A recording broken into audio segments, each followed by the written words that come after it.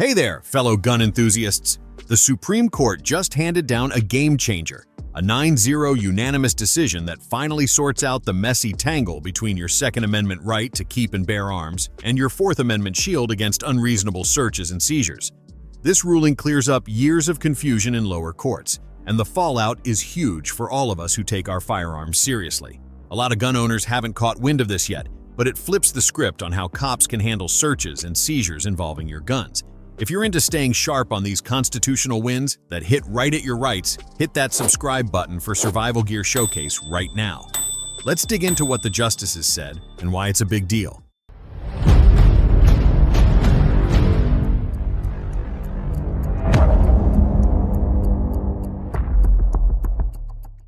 This isn't some minor tweak. It's a total overhaul of how the Second and Fourth Amendments play together, catching even the legal pros off guard. The unanimous call sets clear lines on when law enforcement can poke around or grab your firearms during encounters. For concealed carry folks, home defenders, or anyone packing legally, this is must-know stuff. It draws hard boundaries on government overreach and searches. What stands out is how it tackles the fuzzy zone where your right to arm yourself meets protections against nosy government intrusions. Lower courts were all over the map, with conflicting calls on similar situations, leaving gun owners and cops alike scratching their heads on what's okay. This decision doesn't pit the amendments against each other. It makes them team up, beefing up both at once. The Supreme Court decision overview. The case that shook things up is Caniglia versus Strom, where the court tackled a key question. Can cops use the community caretaking role, think helping in emergencies, to enter your home without a warrant and seize your firearms just because they're there? All 9 justices said no way in a unanimous smackdown. Justice Clarence Thomas, penning the opinion, made it crystal clear that the Second Amendment isn't some lesser right that opens the door to extra government snooping under the Fourth. The core issue was whether knowing about legally owned guns lets officers skip standard Fourth Amendment rules for searches, detentions, or gun grabs. The court ruled that your constitutional rights don't cancel each other out. Lawful gun ownership actually amps up your Fourth Amendment defenses, not weakens them. It's like having a solid safe for your AR-15. The lock just got stronger. I've been following these cases for years, and this one feels personal. Imagine you're at home with your collection, maybe a couple of handguns for personal protection, a shotgun for hunting, and cops show up on a welfare check. Before this, some courts let them waltz in and take your gear without a warrant, citing safety. No more. It's a relief for those of us who've worried about red flag scenarios or mistaken tips leading to unwarranted raids. Think about your setup. If you've got a bedside .38 special, this ruling means cops can't use its mere existence to bypass the warrant process. The constitutional conflict background. For decades, there's been this simmering clash between how courts handle the Second and Fourth Amendments when guns enter the picture during police stops or checks.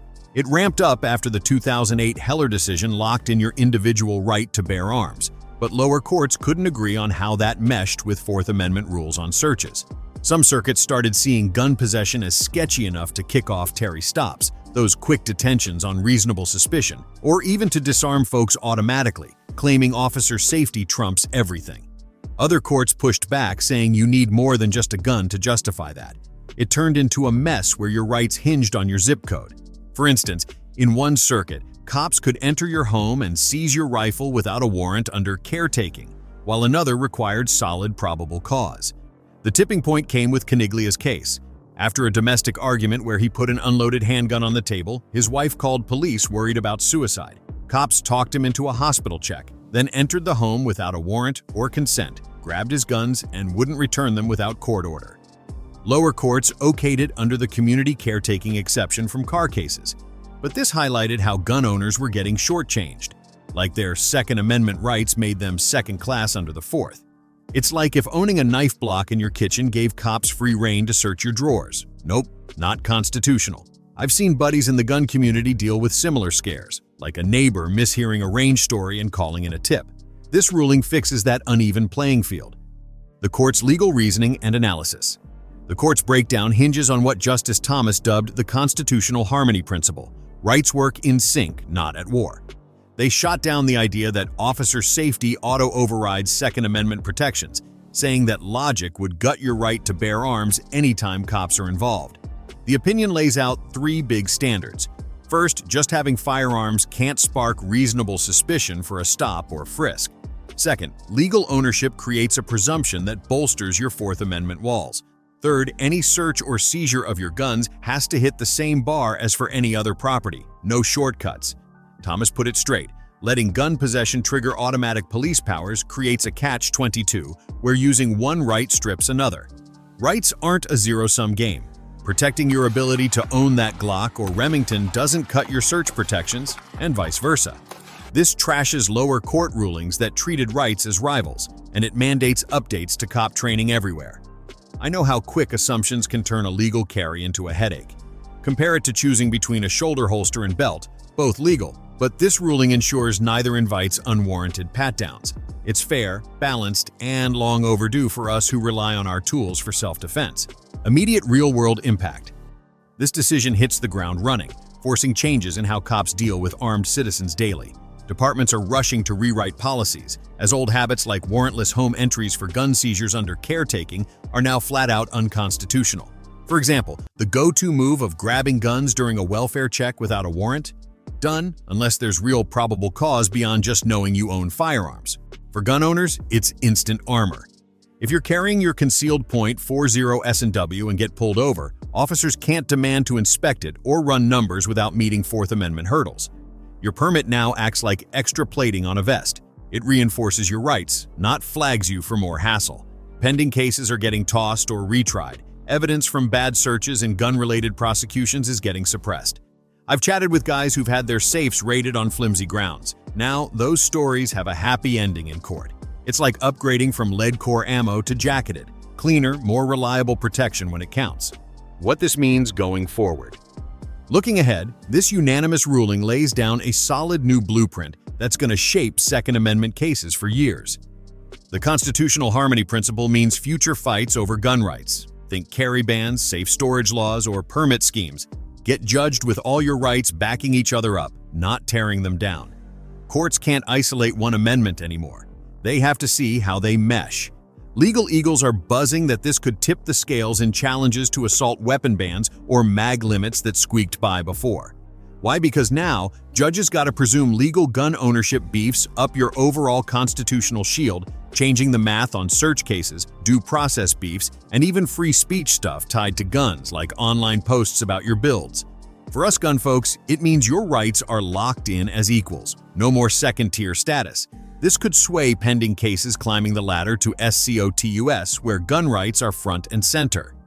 Take your everyday carry setup, a compact 1911 in a Kydex holster. Under this framework, restrictions that make carrying a hassle now face tougher scrutiny if they indirectly invite more searches or seizures. I've modded a few holsters myself, and knowing this harmony angle protects against overzealous enforcement feels like adding a reliable mag release, smooth and secure. It's not just theory, it's ammo for advocating smarter laws that respect your gear without compromising safety. Conclusion.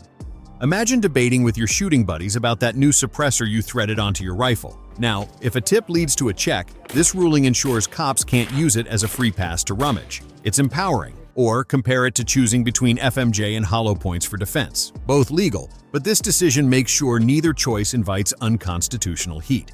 I remember a time when a friend got his safe contents questioned after a false alarm burglary call. Under old rules, it might have stuck, but now, full harmony check. It eases that knot in your gut during encounters. For concealed carriers, it's like having a backup mag, extra assurance when you need it.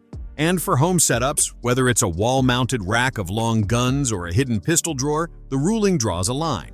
No entry without the right key, constitutionally speaking. Scholars predict ripple effects like fewer bogus seizures leading to cleaner records for law-abiding owners. Police training shifts toward respecting that presumption of lawfulness, maybe incorporating scenarios with legal carriers using realistic dummies or airsoft for practice. It's practical evolution. If you're building an AR from parts, this means less worry about serial checks during unrelated stops. Humor me. It's as if the court said, hey, guns aren't kryptonite to warrants. Treat them like any other property. This latest SCOTUS move is more than just ink on paper. It's a full-on shake-up in constitutional law and a serious shield upgrade for your entire arsenal. Lower courts are already gearing up to apply it, and with more Second Amendment showdowns on the horizon this term, the ripple effects could reshape how we think about our rights, our gear, and even our daily carry protocols. So here's the question. Does this make you rethink your EDC setup? Drop your thoughts in the comments. I want to hear how this ruling hits you. And if you want to stay locked in on every pivotal ruling, gear breakdown, and tactical story that matters, smash that like button and subscribe to Survival Gear Showcase. Hit the bell so you never miss a drop. See you next time, locked, loaded, and ready.